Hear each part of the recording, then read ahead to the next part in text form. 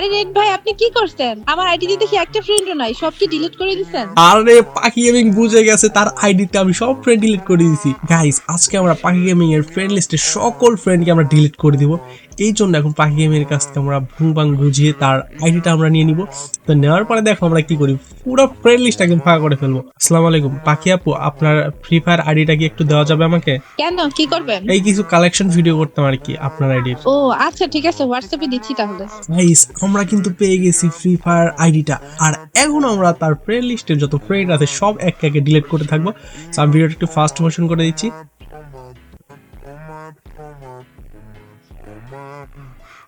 Guys, আমাদের কিন্তু পাখি গেমিং এর সব ফ্রেন্ড ডিলিট করার টাইম।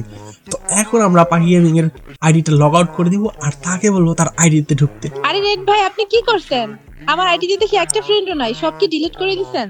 আরে পাখি গেমিং বুঝে গেছে, তার আইডিতে আমি সব ফ্রেন্ড ডিলিট করে দিয়েছি। তো এখন আমার একটু অভিনয় করতে হবে। আরে না না, আমি তো আপনার কোনো ফ্রেন্ড ডিলিট করি নাই, এইটা মেবি গ্লিচ হয়েছে, দেখেন। ওই আমি তো দেখতে পাইতেছি একটাও নাই, শুধু আপনি আছেন, তাছাড়া কেউ নাই।